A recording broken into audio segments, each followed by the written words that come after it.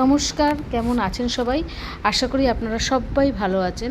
আজকে শ্রাবণ মাসের শেষ সোমবার, যাচ্ছি বাবার মাথায় জল ঢালতে।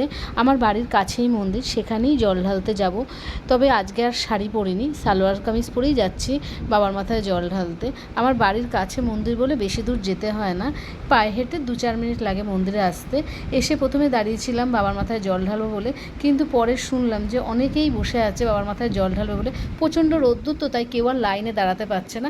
আমিও তাই নাট মন্দিরে গিয়ে বসে পড়লাম, যখন আমার সময় আসবে তখন যাব বাবার মাথায় জল দিতে। আর নাট মন্দিরে বসে যাচ্ছি যখন, তখন একটু মন্দিরটা আপনাদের দেখাই। এই পাশে যে হচ্ছিল রাধাকৃষ্ণ মন্দির, আর তার সামনেই ছিল শিব মন্দির, আর এই হচ্ছিল বড় নাট মন্দির। আর এই যে চৌকিটা দেখছেন, এইখানে বসেই প্রতিদিন ভগবত গীতা পাঠ হয় সন্ধ্যাবেলায় করে, বেশ ভালো লাগে। সেই সময় প্রচুর মানুষ আসে গীতা পাঠ শুনতে। আর এই যে দেখছেন, এটা হচ্ছিল মা কামাখ্যার মন্দির। তবে মন্দিরের ছবি তোলা নিষেধ, আমি তাই জন্য তুললাম না। আর দেখুন সামনে কত মানুষ বসে আছে বাবার মাথায় জল ঢালবে বলে। আর এই দেখুন, আমার ছেলেকে আজকে সাথে করে নিয়েছি, যেহেতু ও স্কুল যায়নি, তাই বললাম চল তুই আমার সাথে, তুইও আজকে একটু বাবার মাথায় জল ঢালবি। বাবার মাথায় আজকে শেষ সোমবার, যখন সুযোগ আছে, তুই স্কুলও যাসনি, চল দুজনে মিলেই জল ঢেলে আসি। তাই আমি আর ছেলে দুজনে মিলে এখানে অপেক্ষা করছি। আমার আগে যারা আছে তারা তো আগে জল ঢালবে, তারপরে তো আমরা যাব না, তাই একটু অপেক্ষা করি। মন্দিরে এসে বসে থাকতে বেশ ভালোই লাগে, জানেন তো, বেশ শান্ত নিলিবিলি জায়গা। আমার সামনে যে মাসিমা মেসোমশাই দাঁড়িয়ে আছে, ওনারা বাবার মাথায় জল ঢালবে, তারপর আমি ঢালবো। তাই মেসোমশাই বললো, তুমি মা এখানে এসে দাঁড়াও, আমাদের পরে তুমি জলটা ঢালবে। তাই জন্য গিয়ে দাঁড়িয়েছিলাম যে ওনাদের হয়ে গেলে পরে আমি জলটা দেবো। আর দেখুন মেসোমশাই কি মন দিয়ে ভক্তি করে পুজো দিচ্ছে। রোদে না আজকে দাঁড়ানোই যাচ্ছে না, এত রোদের তাপ, বৃষ্টি হচ্ছে তাও রোদের তাপ কমছে না। মন্দিরে পুজো দেওয়া হয়ে গেছে, তারপরে চলে আসলাম রাধাকৃষ্ণের মন্দিরে একটু প্রণাম করতে। রাধাকৃষ্ণের মন্দিরে প্রণাম করে অন্যান্য মন্দিরগুলোকে আরেকবার প্রণাম করে বাড়ি চলে যাব।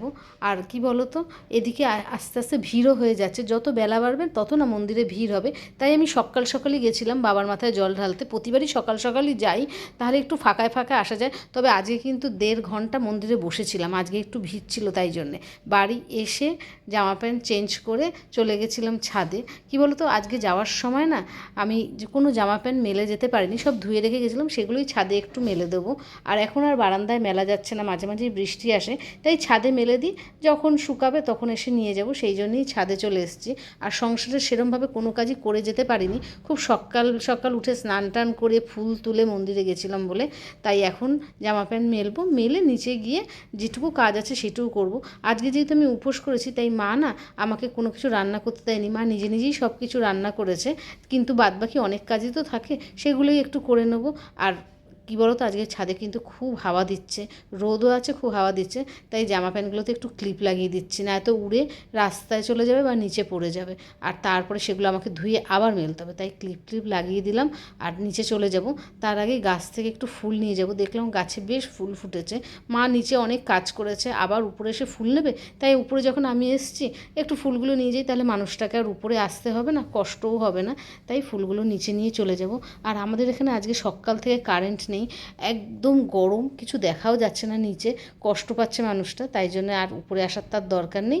আমি ফুলগুলো নিয়ে নিচে চলে যাই, পুজো দেওয়ার সময় মায়ের সুবিধা হবে, তাই নিয়ে নিয়েছি ফুলগুলো। কি সুন্দর কালার না ফুলগুলোর, কি ভালো লাগছে দেখতে। আর দেখুন কি অন্ধকার দেখেছেন, একটু জানালা দিয়ে একটু আলো আসছে, সেই আলোতেই আস্তে আস্তে নিচে চলে যাব। নিচেও অনেক কাজ রয়েছে, সেই কাজগুলো কমপ্লিট করে ফেলতে হবে। আর আমি মন্দির থেকে বেশ প্রসাদ নিয়ে এসেছি, সেগুলোই পরে খাবো। আর ঠাকুরমশাই আমার হাতে 2টো ফল দিয়েছিল, সেইগুলো, এই যে সেই ফলগুলো হচ্ছিল এগুলো একটু কেটে সবাইকে দেবো। কি বলুন তো, আমি একা একা উপোস করি তো, তাই নিজের জন্য আর কিছু করি না। একটু ফল আছে সেটাই খাবো, আর সুব্রতকে মিষ্টি আনতে বলেছি, ও মিষ্টি নিয়ে আসবে, সেই খেয়ে আজকের দিনটা চলে যাবে। একার জন্য না নিজের কিছু করে খেতে ইচ্ছা করে না, একা একা কী নিজে করে খাবো, তাই জন্যই আর কিছু করি না। মিষ্টি ফল এসব খেয়ে একটা দিন তো চলে যায় ঠিক। আর দেখুন ফল টল কাটা হয়ে গেছে, সবাইকে দেবো। আজকের মতন ভিডিওটা এখানে শেষ করছি। সবাই ভালো থাকবেন, সুস্থ থাকবেন, দেখা হবে পরের একটা ভিডিওতে।